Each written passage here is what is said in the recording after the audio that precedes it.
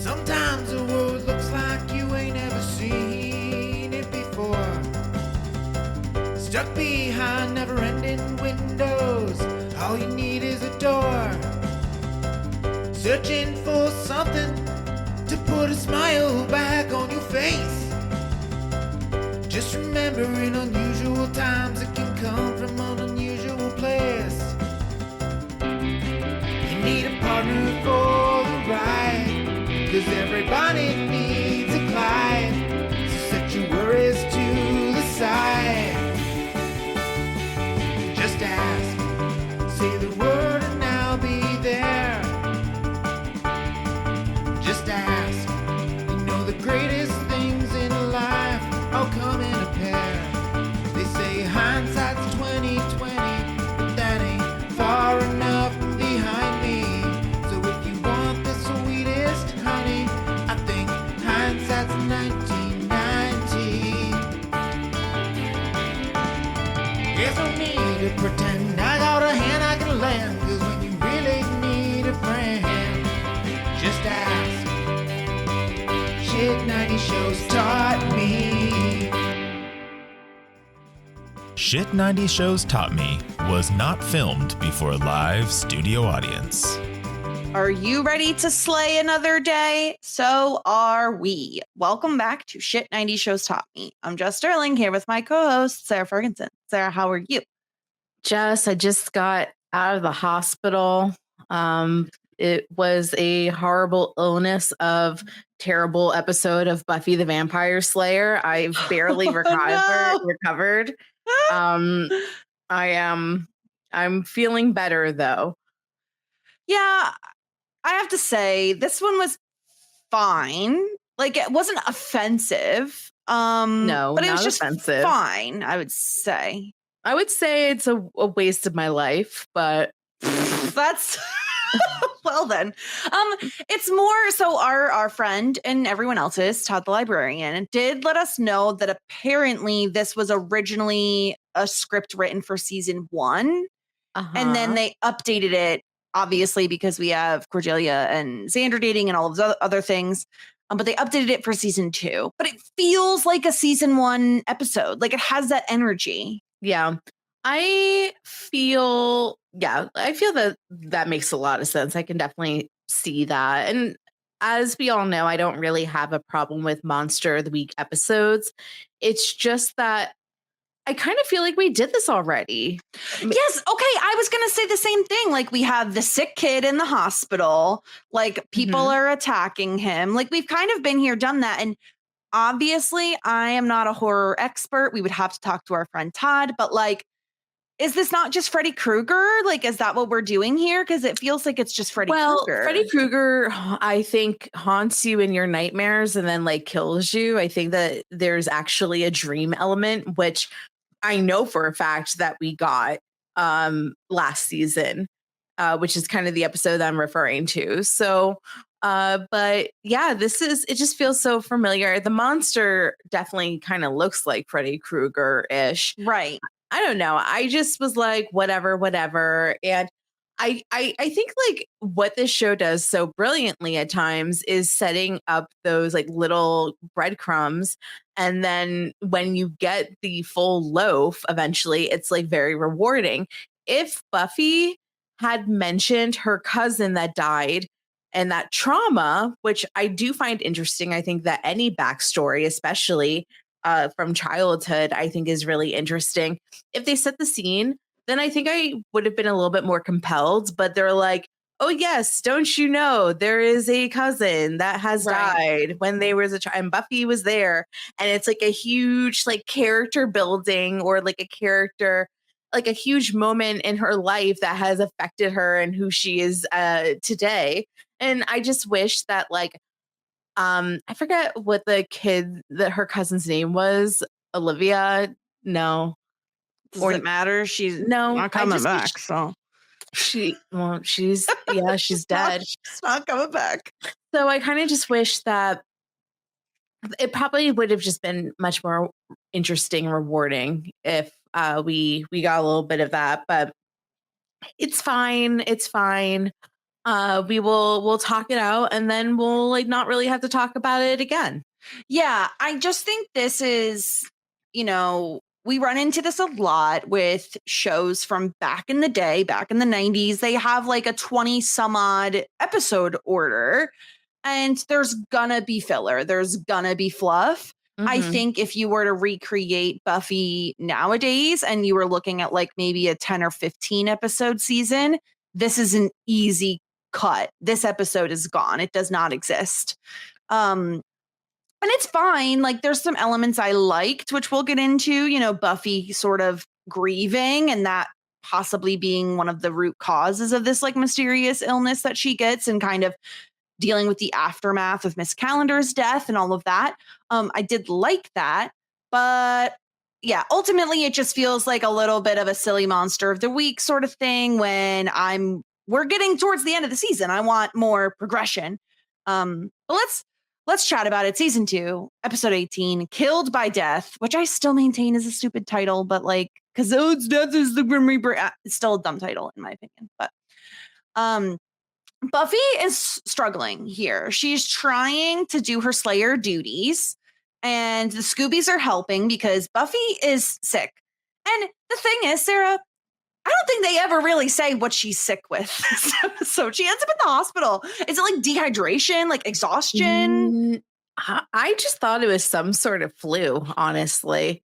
Mm-hmm. It was something that the other kids had too. I was thinking like Buffy got like hand, foot, mouth disease or something, like a kid illness. You know what I mean? Like, yeah. I don't know how, but like everybody's kid gets so sick from like school and daycare. All of my friends like have grimy. all my friends are like constantly ill because of their children that's in daycare. And it's like, oh, like baby got another ear infection, her like 10th of the week. And it's like, oh God. So I was like, how did Buffy get like kid illness? And then my head canon was like, yeah, she got like either chicken pox or like hand, foot, mouth or like some sort of kid disease that cause she said that she got the same thing as the little boy that was drawing her pictures. So it was unexplained. I don't know any other kid diseases, but yeah, I was thinking like flu, whatever, but she's struggling and the Scoobies are around to help. But Angel is going to take advantage of a sick Buffy. They get into a little bit of a scrap. Thankfully, all of the Scoobies have their wooden crosses at the ready to ward off Angel. Yeah. Or excuse me, and Angelus. One and the same person for the billionth time, but sure. Yes, but I know the fans like they use a distinction. So I'm trying to be one of them, We're a part of the fandom now, Sarah. We're supposed to be good at this. Okay. I don't know. Okay. Yeah, you know what would be great if Buffy had the union and got some sick time so that she can call in her friend Kendra. Get this girl some PTO stat. Yeah, Kendra can take over for a couple of days while Buffy rests up. But the union is still not thriving. They still have to do a debate or not a debate, a protest, a peaceful protest. I would love to do a sit-in a la Felicity for Buffy's rights as a Slayer. She deserves sick time, paid sick time. How is she supposed to go on like this? No wonder she got sick. I'm run down by her schedule. She's definitely going to be run down by her schedule. She is certainly run down. Poor Buffy. Yeah, she ends up in the hospital she like faints, and the Scoobies bring her to the hospital. And Willow says she thinks it's the flu, like they need help, And an unconscious Buffy gets taken behind those elusive doors that you're not allowed to step foot behind unless you're a patient or a doctor. Family only. Mm-hmm. And they say she also possibly has fractures, which is interesting, Sarah, because I wonder if this is like, if like when Buffy gets sick, does she lose some of her kind of resiliency, a little bit of her super strength, if you will? Does she become a little bit more human in that way?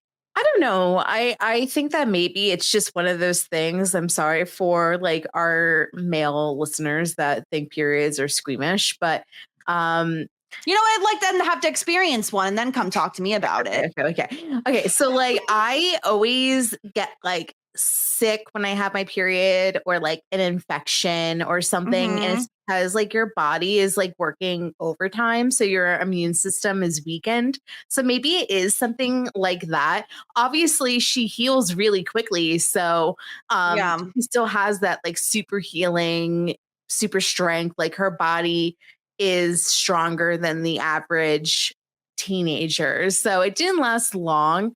I didn't really like think too much into the breaking. I just thought it was really cool later in the episode when the doctor was like, "Oh wow, like you're like all healed up. It only took like a matter of 24 hours because Mhm. she's like super healing. She's like Wolverine." Yeah. Yeah, that I also I agree. Like I am very into finding out exactly how this all works, right? Like it's fascinating to me that yes, she has super healing, but also when she's ill, it seems like she possibly because I feel like we've seen her get into those sorts of fights all the time, the kicky punchy fights, and Mhm. she's never ended up being with a fracture Yeah, or we've anything. never heard of that before. If it Right. did, like I don't know, maybe it healed pretty instantly. Very interesting. I Yeah. would love to hear more about that. Possibly I can see us hearing more about it eventually.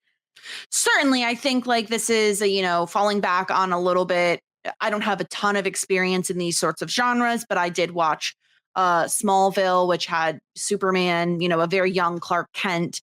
And he had, kryptonite was kind of his weakness. And there were Mhm. times where he would get sick. And I think it's really interesting getting to see the kind of the hero of the story fall ill for an episode, especially when she now has to be hospitalized. Giles and Buffy's mom are both called. They arrive and they want to know what's going on. They're not allowed back there. The doctor comes out and says, "Don't worry, she's going to be fine, but I do want to keep her here for a few days. She still has some healing to do." Obviously, this is an issue because, for one, Buffy is a slayer and who's going to be slaying in her absence. Again, we don't have a union to figure this out.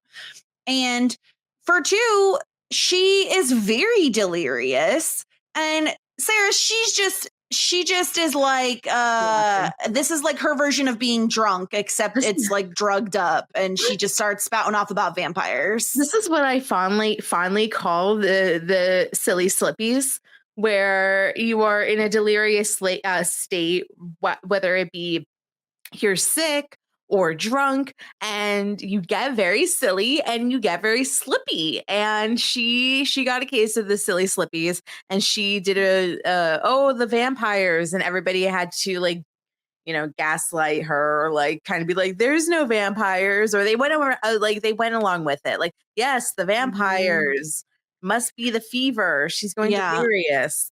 And So I was very suspicious when they immediately poke her with a sedative. mm, And I thought on first watch that this was like, oh, they injected her with something that's going to not interesting. necessarily make her worse, but like make her able to see Freddy Krueger later in the episode. Yeah. I mean, I see this all the time whenever somebody in media, when somebody is having an incident and they're like, you have to calm them down and then we like sedate them with needles. I'm assuming this happens in real life. I've never come across this. I just saw this in the show Better Call Saul, and that's like Saul, Jess. I don't know if you've heard I've about it. seen the show, Sarah. I've seen all the shows you're watching years ago. Yes, I've heard of Better Call Saul. Yes. Yeah, there's this character called Chuck, or like Charles. It is Mhm. Jimmy McGill's brother. Um, Mhm. which I don't know if you know this, but Jimmy McGill and Saul Goodman are the same person. Oh, there's so many people just like screaming at their phones right now. I mean, why would they? I'm only speaking facts. Mhm. Mhm. So Buffy's not happy. She has to stay in the hospital, but she's not doing well, so they're gonna have to keep her there. And Uh, yeah, we find out a little bit of history with Buffy. When she was 8, her cousin Celia died in a hospital, and Buffy was alone with her at that time. That was very traumatic. I don't know if it was.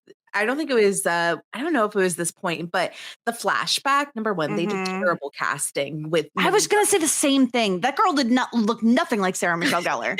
They're like, okay, they had one job: pick a blonde. That's your one job, and they're like, you over there, brunette, you can be Buffy. It's like, did we just find this girl on the WB lot? Like, is she just a rando, like, cater waiter's daughter? Like, who is this? But yeah, that was a very traumatic scene. I am not surprised that Buffy is traumatized by this whole incident, because she was her cousin was in the hospital, and she's the only one there, and she's like, Celia, like, I'm coming, and then Celia is on her back staring into the ether, screaming at the top of her lungs, and Buffy's like, what's wrong with you? Hello. I mean, I would be terrified. It's super traumatizing. Of course she doesn't like hospitals after this.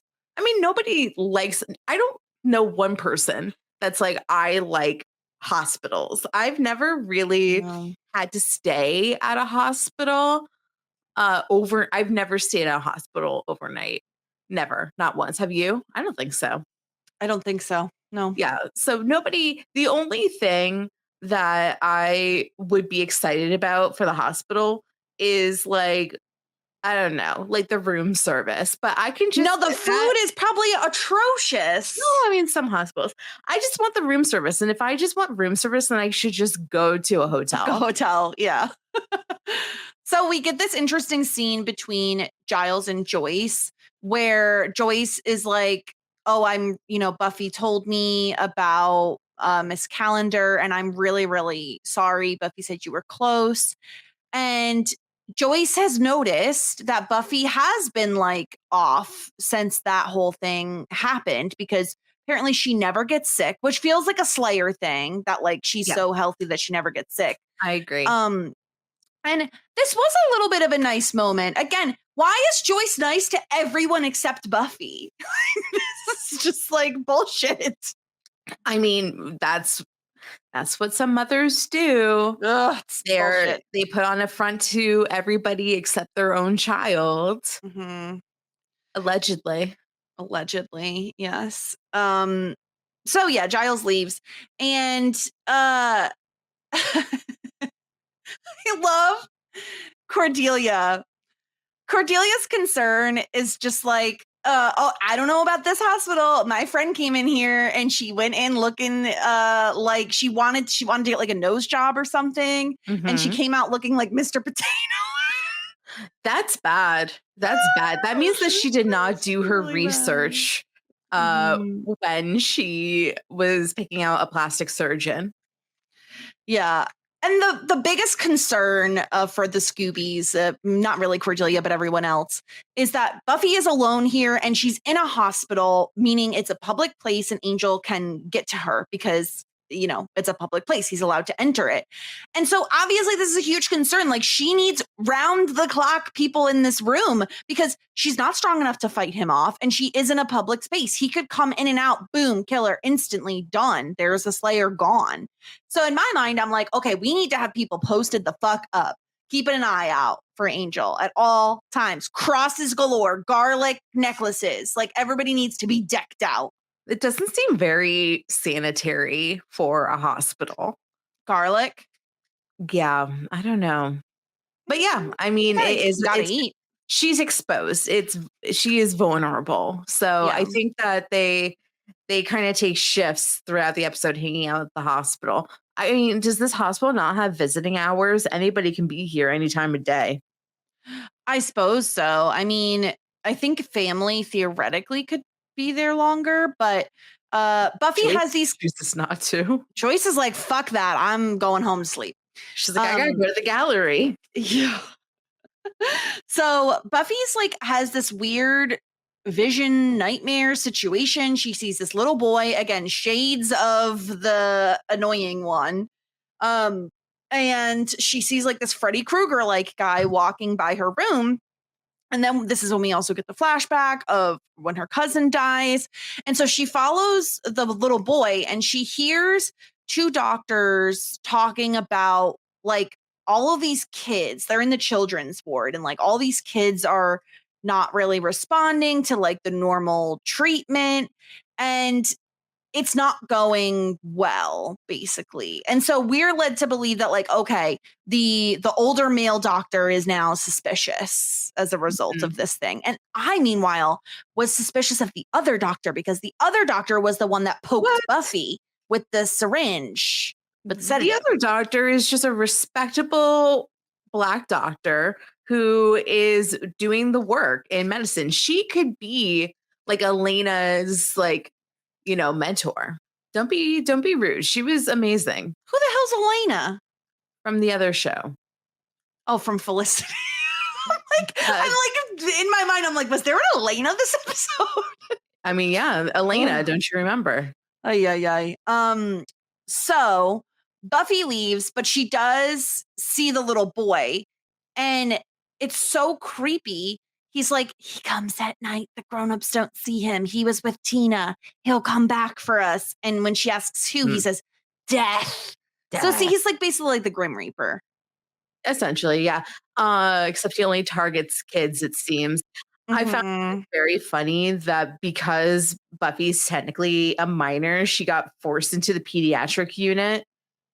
It's Yeah. What was the movie where somebody went to the doctor, like some guy went to the doctor and he was like asking questions about his like nether regions, and the doctor was like, blah blah blah, like this is like a pediatric, like I'm a pediatric doctor. Oh, you need an adult doctor. And then the shot pulls out and he's like sitting on a fire truck. Was it like was it a Virgin or some one of those shows? No. Was it Platonic? I feel like it was something. No. I don't know. It was something. Anyway, Xander is on guard. I will give some credit to Xander. He stands up to Angel because Angel comes to visit with some white roses, and Angelus, sorry. And he wants to like go in and take care of Buffy, but Xander's like, listen, look at all these people. Like, do you really want to like cause that big of a commotion? Because you can, but I'm going to make a commotion about it. And Xander gets Angel to back down. And I gotta say, I was a little impressed about this. Now, he looked like he was going to shit himself while the whole thing happened, but he did it. He got Angelus to go the fuck away. Yeah, I mean, I kind of like that Xander at times has swag. And this is a swaggy time where he's I feel like we're pushing it with the term swag. I think we're just one half of this podcast will never say a nice thing about Xander. I just gave him credit. I just said nice things about him like 2 seconds ago. I didn't hear it. Oh my gosh. He did say milady, like the scene after. Just needed to point that out. Okay, Jess. He did. He miladied. Credit where credit's due. He got Angel to back off, and he did. Yeah. So the Scoobies come and visit, and Cordelia doesn't understand that when you visit someone in the hospital that you're supposed to bring them something nice. Yeah, I mean, give me my flowers, give me my sweet treats, like bring me a card. If you show up at the hospital empty-handed, then you can just walk away. I only accept presents. Yeah, not very nice. Not very nice of Cordelia, but Buffy's doing better. The doctor is very surprised at how quickly she's healing. She's not ready to send Buffy home just yet, even though Buffy is very, very eager to get the hell out of there. But Buffy brings up that like something is going on, like the death is coming after children. And this is so fascinating because Cordelia, in a not so great way, right? Like as Giles says, she's a little tactless in the delivery. She's like, are you sure that this is not just you wanting to think something like supernatural is happening because of your past trauma with hospitals? Like, could that be what it is? I mean, I'm with Cordelia. Of course, I was thinking something similar. I'm like, is this not like some mental thing going on versus actually something happening? Miss Cordelia took Psych 101 as an elective, and now she thinks that she is, you know, a armchair expert. Yeah. I mean, she has a point that like Buffy could want to create this monster because she's feeling helpless and she wants something to do. She wants to be able to save someone. The rest of the Scoobies seem like they're a little bit more apt to believe her. I mean, again, Hellmouth people. We are on Hellmouth. Yeah, we have to believe women.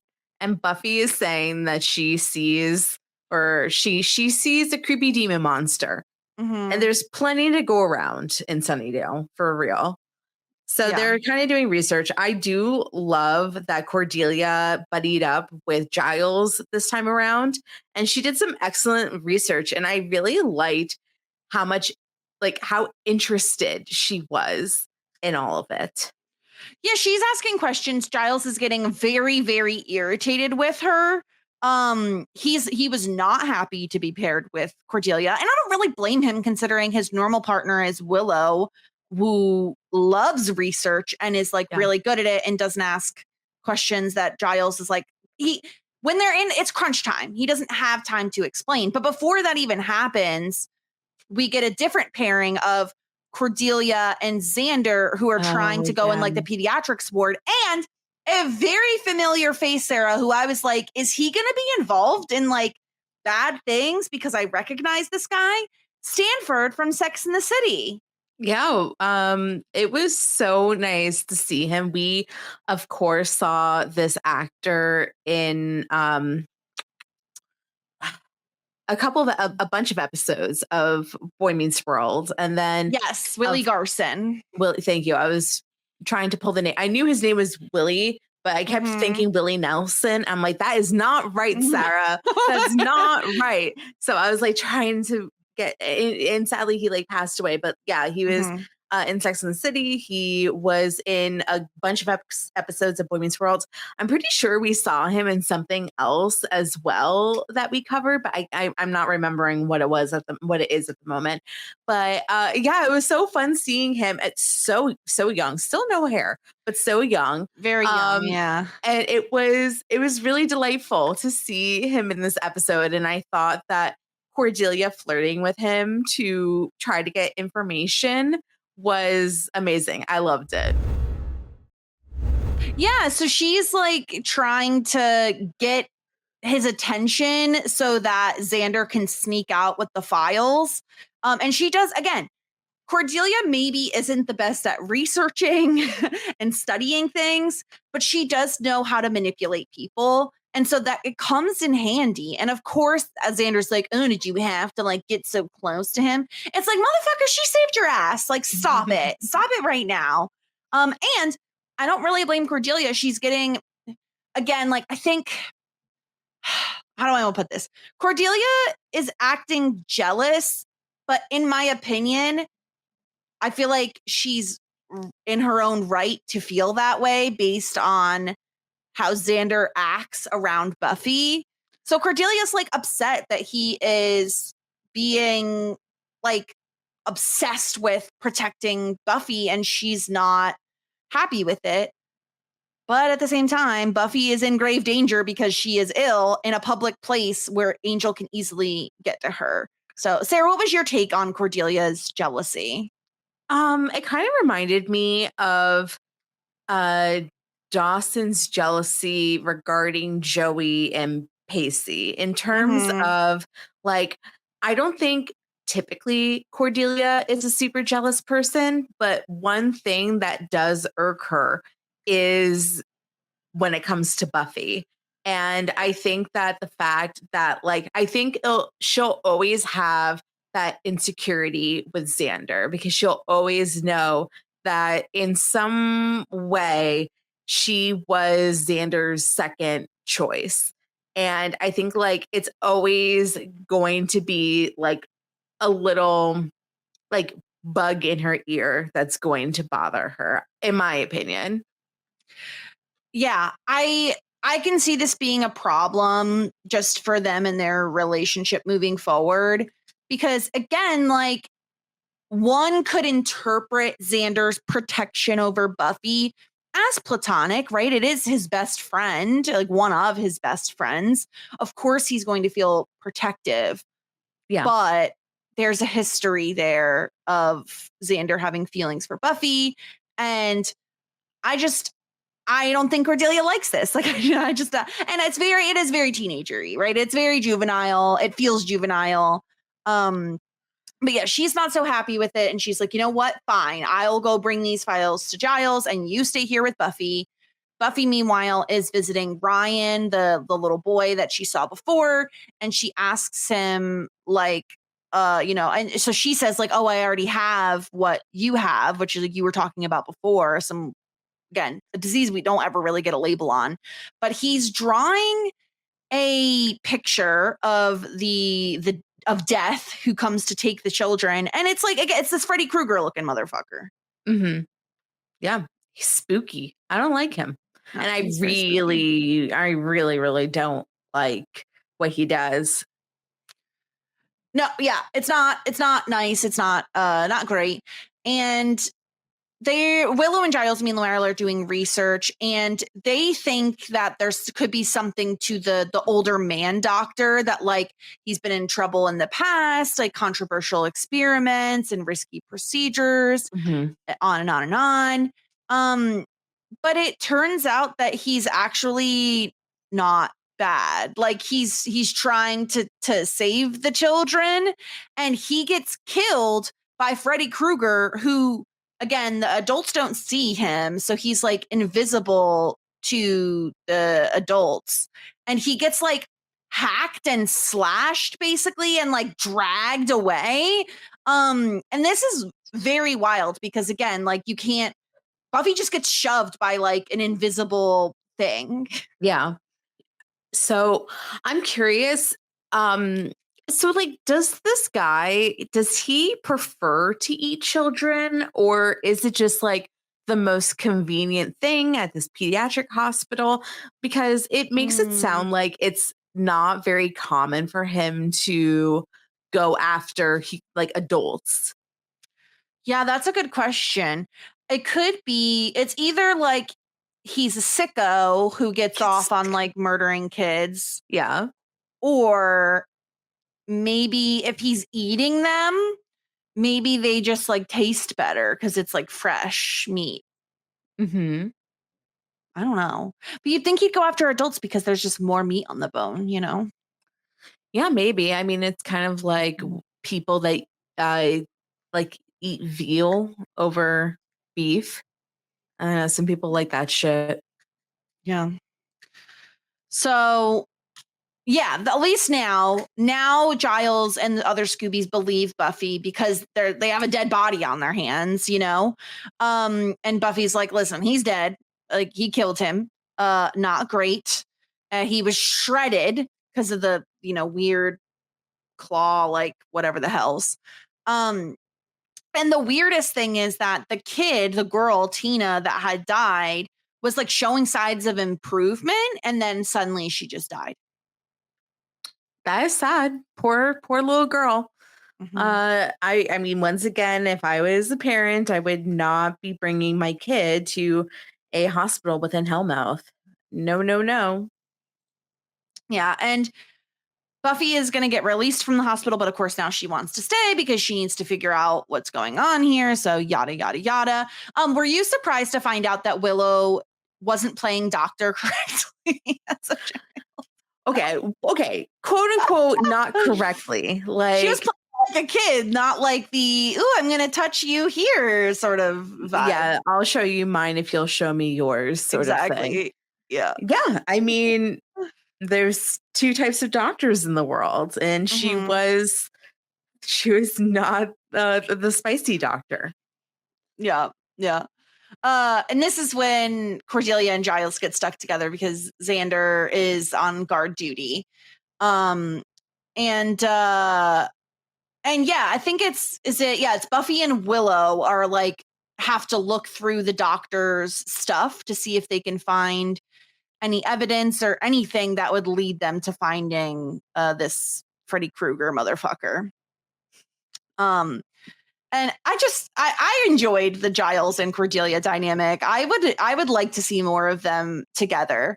I really like it too. And I know that Giles is like very serious and he has like his own system for research, but I would have been like very endeared to have Cordelia asking me questions like, what does this one do? What does that one do? Like, you know, and he got like very irritated with her and kind of got snippy because he's like, I don't have time for this. You're talking too much. You're interrupting me too much. But lo and behold, Cordelia was the one that found the actual demon monster. So got to give it props to Cordelia. When Cordelia has been put in the spot of research, she's always done a good job. I'm with you. I think Giles is very much eyes on the prize in terms of we need to get down to business. I don't have time to answer your questions. Like the way he treats her is like she's some 5-year-old just asking why. Like it's annoying to him, which is funny for us to get to watch.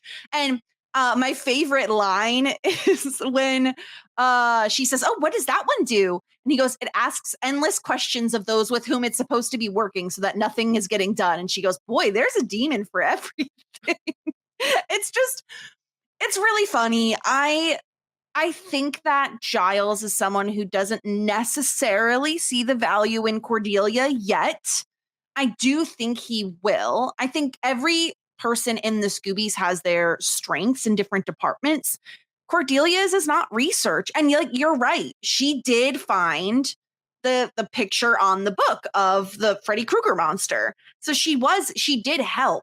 I just think Giles is used to working with someone like Willow, who will ask questions, but I imagine, Sarah, most of the time spent between Willow and Giles is like silently flipping through pages, like trying to do the research. They're not talking as much as Cordelia would probably want to be chatting while they're working. Mm.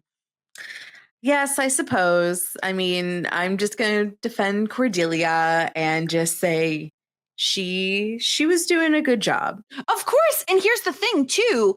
Giles works in a school. He needs to have patience for all sorts of students. Not everyone is a Willow. Not everyone is a Buffy. You know what I mean? Like, you're going to have to figure out how to work with other people. And for as much as he criticizes Cordelia for not having tact, Giles doesn't have much patience. No. And so I think, not saying like dilly-dally and waste time, but I think if you give Cordelia instruction, I feel like she takes instruction pretty well. So she's like, listen, I love Cordelia. I am here to defend her because I love what she brings to the table. I think she provides certain specialties that the other Scoobies don't have, namely the people, like being able to manipulate people into getting what she wants. Skills. Yeah, absolutely.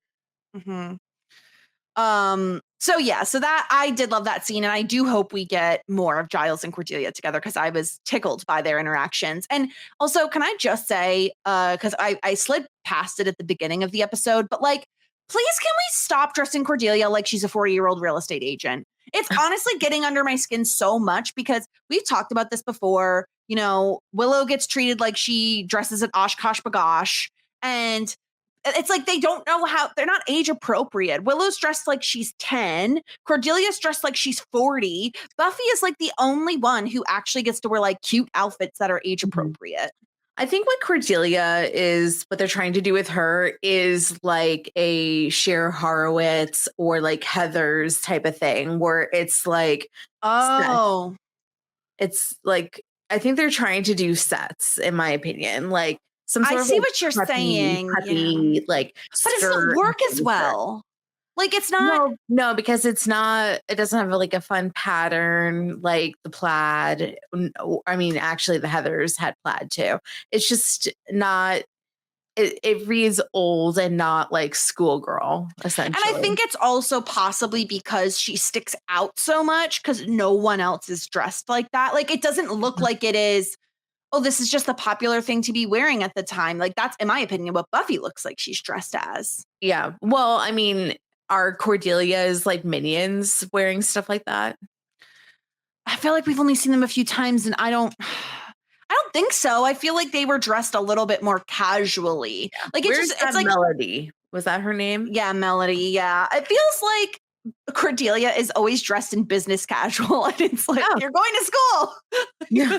Well, some people dress in business casual when they went to Ridiculous. school. I mean, we are the generation that literally wore business casual out to the clubs.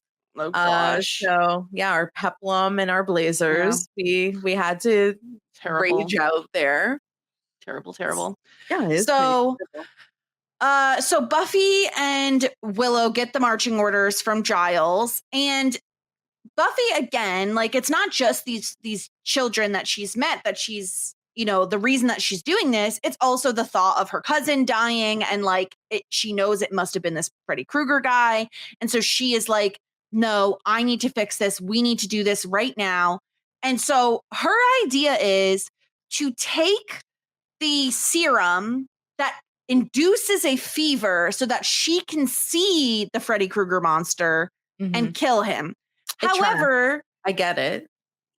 The problem is you're going to make yourself sick. You're giving yourself a fever, and you're not going to be as good of a fighter. I feel like she'd be better off trying to fight something invisible at full health than...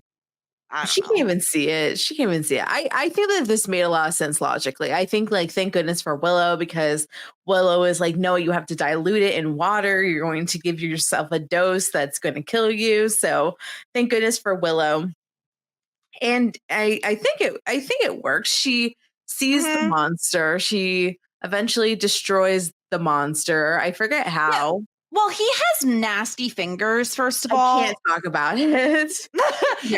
Big salad fingers vibes. Oh, yeah. Really long fingers. He takes the kids' souls by like giant eyeball things coming out of his eyes. I hated that. That was my least favorite part. Is that his eyeballs come out and like they're like tentacles. Yeah. And he has a is it an underbite when the bottom teeth go up? Yeah. Yeah, he has a really bad underbite. And his little tentacle work. Yeah. Yeah, his tentacle eyeballs like attach onto the kids' heads. It's fucking disgusting. Yeah. Burn it with fire. Please get rid of it. But luckily, Buffy to the rescue. Willow is able to get the security guards tricked into getting her instead of Buffy by being like, oh my God, frogs, get them off me. Is this the second time that we've heard that she... At least. She has a thing with frogs. This is fascinating. Yeah. This is like almost like me and swarms. Yes. And it makes me wonder if we have... like, if there's something in Willow's past we have not yet heard about that involves frogs that was like traumatizing. Yeah, probably a venture to Hebrew sleepaway camp, Jewish sleepaway camp, and having like she probably like woke up to like some mean kids like pouring a shit ton of frogs on her bed. I guess so. It's possible. Something like that. Do you have any like irrational fear? Kind of. It feels more rational than irrational. I don't know. So 2 things that I like absolutely fucking hate with a fiery passion. One is leeches. And it's the idea that they suck out your blood that grosses me out so much. I don't know that I've ever even like encountered a leech, but the idea of one, maybe that's why, because I like, it's just the idea of it. Yeah, leeches are kind of like quicksand. Like we were very exposed to leeches as a generation, but we're all afraid of it, but we've never seen it. Yeah. And the other one, which I do have experience with, are ticks. And the reason I am like, I do not like ticks is, number one, I don't like the fact that they like burrow underneath your skin. That like skeeves me out in such a big way. And number 2, because it is such a problem in terms of like, if you have pets, like it's really difficult because you have to make sure they're not on them and they could get Lyme disease. And like, so it's more That one is more grounded in like rational reality. Like there's a reason why I am so afraid of them, but I will say it stems from an irrational place. Like I can logic out why I'm scared of them, but it stems from a place of irrational fear, because when I was a kid, I don't know about anybody else, but I feel like I have a kind of a lumpy head, like just in general, right? And I used to be terrified that I would get a tick on my head and it would like burrow and I wouldn't be able to see it because it's on my head. And so I don't know, like I also have a dry scalp, so I tend to like scratch it. And so I sometimes there are just like bumps, right? And I remember one time asking my parents, can you just look and make sure it's not a tick? Like I'm really scared that there's a tick. And one of them, I don't remember which one, was like, oh, it's a tick. I started sobbing. It was not a tick. It was just like a scab or a bump or something. It was nothing. I started sobbing because I was so scared there was a tick on my head. So like, yes, it comes from a like irrational place, but like there are reasons that like, you know, I don't like ticks, and it's because they're prevalent where I live. They were really bad this last like winter when it was still freezing outside. I found one on my dog. Yes, like crazy. And of course now we have a dog who is black, so they're harder to see on him. No. So we just have to be really careful, you know, like keep your grass short and check your pets for ticks, you know? Okay. Thank you. Anyway, there's my PSA on ticks. Yeah. I hate them so much. Yeah. And you can avoid having your pets get taken up by ticks because we are now sponsored by NextGuard. NextGuard.com/shit90s shows for $10 off your pet needs.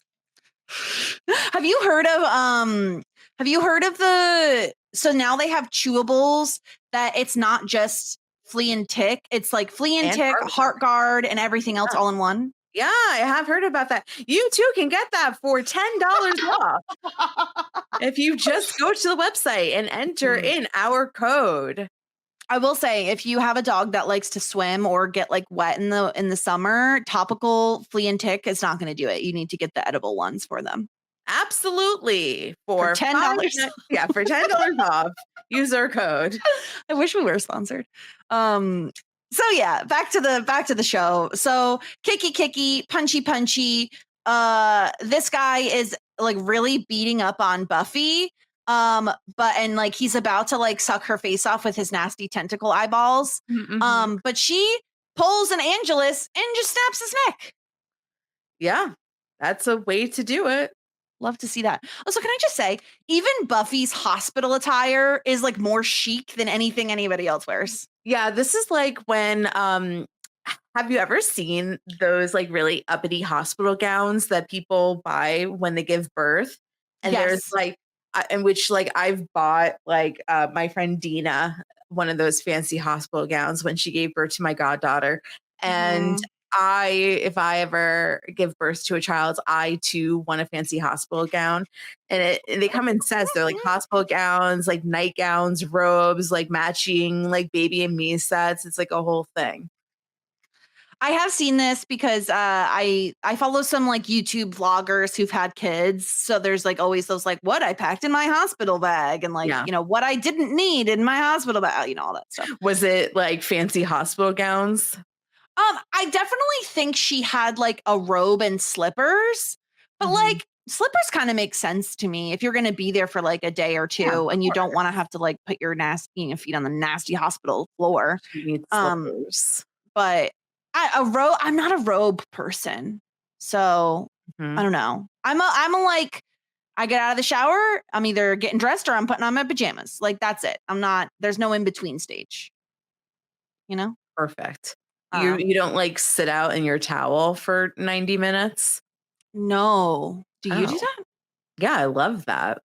Interesting. I put my hair up in like a towel for 90 minutes, but I don't know. I want to be done with it. I think we've talked about this. I'm not a like 30-minute shower person. I am a get in, get out, get your business done, and move on with your day. It's because you're a never nude. Yes, just being in the shower makes me uncomfortable with myself. I have to be clothed. No, it's business. I don't like, because it's especially when you're taking like an everything shower. It's like, oh my fucking God, I've been in here for ages. I hate it. I mean, I'm in it for the long haul. I have my tunes. I listen to music or an audio book. What's your average shower length? Like, okay, let's say it's an everything shower. So you're washing your hair, you're shaving your legs, like the whole routine. How long is it taking you? I don't know. I mean, my average shower is about 5 songs long. Your average shower is 5 songs long. So that's what, like 15-ish minutes, because it's like 3 minutes a song. Yeah, I mean, like, I don't think I'm in there for longer than 30 or 40, maybe. I'm not quite sure. 40? I don't know. Christ. I feel like even an everything shower for me is under 20 for sure. I have things to do. I have like, I mean, I'm like bopping. I have my music on. So most of the time you're not actually like doing the shower activities. I mean, I have like 4 different soaps. 4 soaps? Yeah. Why? What are these? Why do you need even 5 soaps? 5 soaps. Wait, okay. Are you using all of them in one shower, or are you rotating them depending?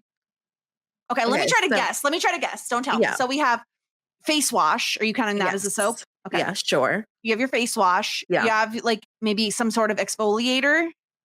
Oh, I do have that, but I don't use it every day. But yeah, I have that too. Okay. A body wash. Yes. I mean, like, okay, you're not counting shampoo and conditioner, all of that in the soaps. Okay. What other kind of soap would you need? Bar soap. I have a bar soap. But why are you using bar soap over like the body wash? No, I use both. Is it just in different areas you're using them? Like you're like, I only do this on my arms. I just double dose. And then I have... You do both? Like you're like, my body is not clean enough yet. I need to double soap. Yeah. And then I have a soap for privates. Okay. And then I have a soap that is like medicated for like back knee or like... Okay, this makes sense. Yeah. So yeah, that's all my soaps. Do you want to know how many soaps I use? 1. No, I have a face soap. So I use 2. I use 2. There's 2. 1 body wash and 1 face soap. But I did get, so I will say, to level up your like bathing experience, because I'm anti-loofah, because number 1, it holds in bacteria. Number 2, they're not good for the environment. So I have like one of those it has rubbery bristles. Yeah, I've tried that. I hated it. I love it. And I got another one recently that's on it's not a stick, but you know what I mean? Yeah. So you can do your back with it. Oh, it's great. Yeah. I didn't like it. I don't care. I'll kill the environment. I was a vegetarian for 10 years. It's fine. You've saved enough lives. I've saved enough lives. What about, do you use the like rubber scalp, I have that. Scalp massager? Yeah, I have that. Yeah. Mm-hmm. I have a very dry scalp, so I need to use one. Yeah. What else do I have? Obviously, I have shampoo and conditioner. Obviously. I mean, I have like so many things. So many fun stuff. Interesting. Yeah, because as annoying as my routine is in terms of like, I do have curly hair, so I do like the curly girl method of sorts. I'm really like not extra about it. I just want to be out of there. I'm done. Not extra either. I don't think that's accurate in general. You know, anyway. I mean, is there anything else to say about this Buffy episode? Because I really can't. No, I've had more enjoyment out of talking about soap than I have about watching this episode. The one thing I did want to ask is what you thought of Buffy's like sickness meal. So her mom makes her honey. No, never mind. I misread the captions as honey PB&J, but it's just she's calling her honey. Honey, would you like a PB&J? Yeah, it's PB&J without the crust. Yeah. And 2 parts orange, 1 part grapefruit. That sounds delicious. Yeah, her juice selection sounds very good. I mean, I had a PB&J today. I'm like so pro PB&J. I love PB&J, but what is your jelly of choice? Typically strawberry. Okay, I'm a fan. Yeah, I don't like grape jelly. Nobody likes grape jelly unless you're a No, but I do. If you ever want to like level up your jelly game, go to like Home Goods or Marshalls. Get one of those like fancy jams. It'll make you feel great. Oh, okay. Yeah, put it on a charcuterie board. Good to go. Yeah, I like fig. I don't know if I'm a fan of fig. I like or dates. I think dates. Maybe What are you 80 dates? I like dates. They're good. Oh my gosh. Anyway, that's killed by death. Yeah. That's the episode. It was fine. It's whatever. It's just like Monster of the Week, and it's just like it felt like pointless. Like I don't know that we did anything. You know what I mean? What did we learn? Nothing. What did we do? Nothing. Yeah, I've learned nothing. I've done nothing. Exactly. Like what was the point of that? I mean, it was again, I'm not like offended by it, but also like whatever. Yeah. It's a bottom tier episode. Yeah, and I didn't need to see Tentacle Face either. And like that was not. I didn't for like me. him. I didn't like him much. No. Do you want to hear what next week's episode is called? Yes. I Only Have Eyes for You. I only have eyes. I do think, I mean, there's a lot. I mean, okay. So what do you think? It's probably just Angel being like a fuckery again. Probably. I think it would be more cool if like there was a baddie that had like a zillion eyes or something, but it probably is like just a bug. Angel. Like a bug. We did a lot of bug stuff though. So many bugs. Lots of bugs. Yeah, I don't know. Whatever. We'll see. Season 2, episode 19. We're barreling towards the finale. Well, that's exciting. So we have I Only Have Eyes for You, and then we have one more episode, which I've been told is a dud. And then we have the finale, which just to let people know ahead of time in case, you know, for their own scheduling purposes, we are going to be covering parts 1 and 2 of the finale in just one podcast. So I did not know that. Cool. In case people want to plan for that. Yeah. Okay, I have a challenge. If Go Fish is so bad, is there a reality where we can just like fuck around and like not say one bad thing about Go Fish the entire time and just like stand it hard? Ooh, you want us to stand the episode hard? Yeah. I don't know if I can promise that because what if Xander is truly atrocious in it? Then I'm going to have a hard time. I'm fine being delusional and living in my Delulu life and just maybe we need to take after Dralulu and just okay, let's give ourselves a challenge. That's 2 weeks from now. So we have time to mentally prepare. We could very well be the biggest Go Fish fans that have ever seen the parts of Buffy. It's possible. Yeah. They're saying that this is the worst episode of all time. No, I don't think people have said it's the worst episode of all time. I'm ready to fuck around and find out, you know, but I guess not next week. Not next week. That's 2 weeks from now. Yeah. Okay. So we'll have to wait and see, but that was Killed by Death, a very meh episode of Buffy. Hopefully next week's is better. No feedback. That's the thing. We have no feedback because people didn't even care about this episode enough to send in feedback. That's how meh it was. At least the bad episodes, people are like, "This was so bad." Like this one, they're just like, "Who gives a fuck?" Yeah, I mean, I don't. Yeah, exactly. All right. Well, that's it for Buffy this week. We're covering Felicity. We're doing the same shit as always. You know, I don't want to do. I just want to make a thing now. I just want to make a PSA. I'm always going to be talking about Schitt's Creek over on Talking Shit, and we're always going to be talking about Felicity here. And I just don't feel the need to say the same things over and over again when people know where to find me. If you're like this far into our coverage of Buffy, you know where to find me. I don't need to tell you every week. Can we just agree we're going to agree that you're all going to go to subscribe to all those podcasts so that I don't have to say this again? Yeah, totally. Okay, perfect. Also give us 5 stars because we really would like that. If you feel like it. If you feel like it, no pressure. It would make our day. And I would read your reviews aloud if you sent them in because that's how gracious we are. That's so nice. Send us in feedback if you want. You don't have to, but if you want. If Go Fish is that bad, send us in feedback about it. Anything else from you, Sarah? Anything else you want to talk about? You're loving your new car. I feel like we talked about that on Felicity, not on here. So you did get a new car in case got a new car. Too afraid to drive it. So no, you are. Oh, I'm sorry. That sucks. Have you driven it at all? I've driven it. I just like if I'm like going out and about, I take our other car Adam went out tonight. He's in like in a pickleball tournament or something like that. Oh, or fun. He joined a pickleball league He's and he took a pickleballing. new car. Yeah. So, Okay. yeah. Well, that's fun. Yeah. So no, but I'm really excited about my new car. Yeah. So that's good. Yeah. It's a nice new car. It's a hybrid. Yep. Saving the planet. See, you don't need to worry about what were we talking? Oh, the loofahs. You're saving the planet with your car. Yeah. I'll take the microplastics. I'm fine by it. All right. Let us know how many soaps you use. And we'll talk to you all next time. Until then, here endeth the lesson. Just ask. Shit 90 shows taught me. Shit 90 Shows Taught Me was not filmed before a live studio audience.